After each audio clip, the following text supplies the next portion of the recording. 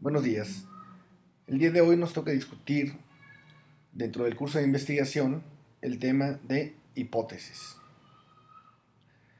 Las hipótesis de un trabajo de investigación son definidas como proposiciones científicas que tienen como finalidad aceptar o rechazar la nulidad mediante el contraste de dos o más hechos que en investigación se le llaman variables, siempre aplicando el método científico. La generación de una hipótesis sigue una metodología común y toda pregunta de investigación nace de un conocimiento preestablecido o conocimiento empírico. Esto genera el planteamiento de un problema para intentar resolverlo y a través de la investigación profunda del tema, de algo que se llama lluvia de ideas, se generará finalmente la pregunta de investigación, la cual será modificada para la formulación de la hipótesis del trabajo de investigación que será sometida a un método científico para lograr comprobar la hipótesis de trabajo o refutarla. Y esto finalmente se convertirá en un conocimiento nuevo con la posibilidad de generar nuevas hipótesis de trabajo. ¿Cómo se contrasta una hipótesis? Una hipótesis de investigación se contrasta contra la nulidad, esto es, contra lo que debería ocurrir en dado caso de que los hechos a contrastar no tuvieran diferencias. En investigación a esto se le llama hipótesis nula. Y la hipótesis nula precisamente es nuestro marco de referencia contra lo cual contrastaremos nuestra hipótesis de investigación que se denomina HA. En caso de que sea una sola hipótesis, se puede escribir como H1 y las hipótesis subsecuentes H2 hasta Hn. De tal manera que una hipótesis de investigación HA será contrastada contra su hipótesis H0 o hipótesis de nulidad. La fórmula para expresar lo anteriormente dicho es la siguiente. La hipótesis nula es igual a la hipótesis alterna. Esto significa que se acepta la hipótesis nula. En dado caso, el investigador no habrá encontrado diferencias en su grupo de investigación. Por otro lado, se puede escribir como H0 o hipótesis nula diferente de hipótesis de investigación o hipótesis A o hipótesis 1. En dado caso, se rechaza la hipótesis de nulidad, por lo cual la hipótesis de investigación habrá mostrado diferencias estadísticamente significativas a comparación de la hipótesis nula. Podemos dar un planteamiento del problema con un ejemplo en lo que creo que nos podrá ayudar a comprender lo que es una hipótesis de manera perfecta. Antes quisiera comentar que la hipótesis es el centro de toda investigación. En base a esta hipótesis se generará todo el desarrollo de la investigación, la metodología y la selección de los pacientes que serán incluidos para demostrar beneficio o riesgo en una medida terapéutica o en la identificación de factores de riesgo. El ejemplo que ponemos es el siguiente. El marco teórico dice que en algunas series de casos publicadas previamente se sugiere que la gente que toma aspirina parece que tiene menos riesgo de tener un infarto a miocardio cerebral, pero esto realmente no se ha demostrado. De tal manera que esa es la justificación. No hay una evidencia sólida al respecto.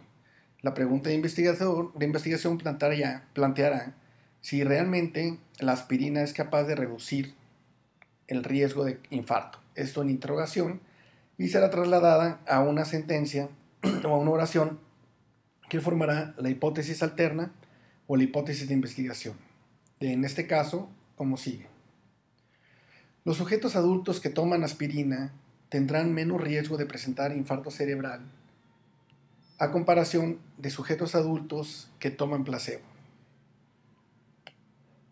La hipótesis nula dice: los sujetos adultos que toman aspirina tendrán el mismo riesgo de presentar infartos en comparación de sujetos adultos que toman aspirina, de tal manera que el planteamiento del problema genera la hipótesis en donde se deja ver que habrá un grupo con aspirina y un grupo con placebo para tener que diseñar nosotros un estudio clínico aleatorio, en donde seleccionaremos a algunos pacientes a aspirina y a otros a placebo y lo seguiremos a través del tiempo para ver cuántos tienen infarto en cada uno de los dos grupos. Si vemos una tabla de 2x2, nos permitirá identificar claramente lo que hace el investigador para poder contrastar su hipótesis alterna. Se incluyeron en el estudio 1000 pacientes en el brazo de aspirina y en el grupo placebo se incluyeron 1000 pacientes. Al término del seguimiento se presentaron 235 infartos, 97 en el grupo de aspirina y 138 en el grupo placebo.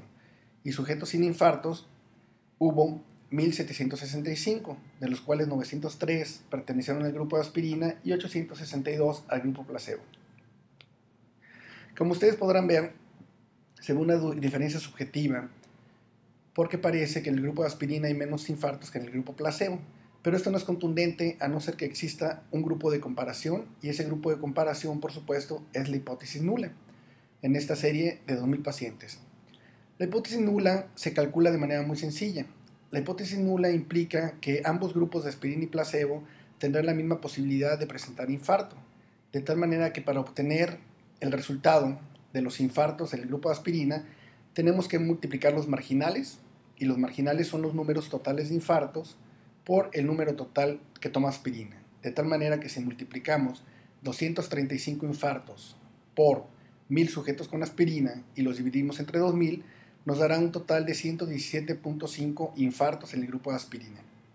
En el grupo placebo haríamos lo mismo, multiplicaríamos los 235 infartos cerebrales o al miocardio por los 1000 sujetos placebo entre 2000, dándonos el mismo número de 117.5. En los sujetos sanos se calcula igual. Multiplicamos el total de sujetos sanos 1765 por 1000 entre 2000, nos da un total de 882.5 en el grupo de aspirina. Y los sujetos sanos en el grupo placebo se multiplican también 1765 por 1000 sujetos que tomaron placebo entre 2000, dándonos un total de 882.5. De tal manera que la hipótesis nula nos dice que para que no existan diferencias entre los grupos, deberíamos haber obtenido 117 infartos con aspirina, 117 con placebo, sujetos sanos 882 con aspirina y sujetos sanos 882 con placebo. Esto se llama nulidad, no hay diferencia significativa. El contraste, por consiguiente, sería de esta manera. Si yo coloco de nuevo mis datos obtenidos en la hipótesis alterna, 900 infartos con aspirina, y los comparo contra los 117.5 que deberían de haber existido en el grupo de aspirina, veremos que existen 20 infartos menos. En el grupo placebo, por otro lado, los 138 sujetos encontrados con infarto se le restan a los 117 sujetos placebo con infarto, dándonos un exceso de 20 pacientes con infarto cerebral. Aquí la diferencia absoluta es de 41 infartos menos en el grupo de aspirina, por lo cual vemos que sí hay una diferencia importante en la aspirina. Podríamos decir que estocásticamente o a ojo de buen cubero, la aspirina reduce el riesgo de infarto, 40 infartos menos a comparación del grupo placebo. Esto no tendría sentido estadístico si no se calcula un valor de P a través de una prueba de hipótesis, como la chi cuadrada, pero esto será tema para una plática posterior. Simplemente el ejemplo quiere demostrar que la nulidad se calcula multiplicando los marginales entre el total de la muestra, y esto se le resta a los datos obtenidos en nuestra tabla de la hipótesis alterna. Esas diferencias podrán ser significativas a través del valor de P. En este estudio se puede demostrar que la hipótesis nula es diferente de la hipótesis alterna, por lo cual la conclusión del estudio es que se rechaza la hipótesis nula, por lo cual la aspirina reduce infartos cerebrales a comparación de placebo, siempre y cuando el valor de P de la tabla mostrada sea menor de 0.05. Dato que no sabremos a no ser que apliquemos una prueba de hipótesis. Finalmente, la hipótesis general de un trabajo de investigación es el objetivo principal u objetivo general del estudio. También lo llamamos como primary endpoint o hipótesis alterna número 1. Todo trabajo de investigación solo debe tener una hipótesis alterna general o hipótesis alterna 1 o objetivo general 1, debido a que todo el desarrollo metodológico del estudio se realizará en base a esta hipótesis. Esto significa que el diseño de estudio se seleccionará en base a esta hipótesis, Los análisis estadísticos se señalarán en base a esta hipótesis y finalmente el cálculo de muestra para obtener un poder adecuado también será calculado en base a esta hipótesis de trabajo. Habrá hipótesis secundarias a comprobar que se describen como hipótesis alternas 2, 3, 4 hasta la n y se llamarán hipótesis específicas u objetivos específicos, que también son los objetivos secundarios o secondary endpoint, y estos solo serán exploratorios, de tal manera que el investigador puede plantear varias hipótesis alternas de tipo secundarias o de tipo específicas, pero el resultado de estas hipótesis, aunque sean significativamente diferentes, solo serán formuladoras de hipótesis nuevas de trabajo. No se podrá sacar conclusión absoluta de ellas, a excepción de la hipótesis alterna general. Es la única para la cual fue diseñado el protocolo y es la única que permite rechazar o aceptar la hipótesis nula y demostrar similitudes o diferencias en los resultados.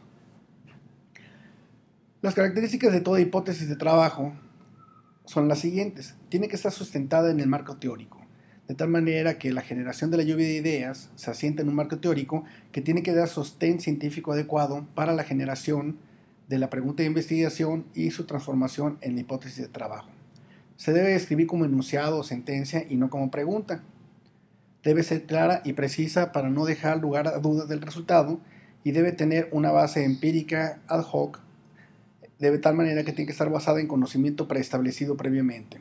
También tiene que tener la característica de que debe ser cuantificada por medio de pruebas de hipótesis para poder obtener un valor de P.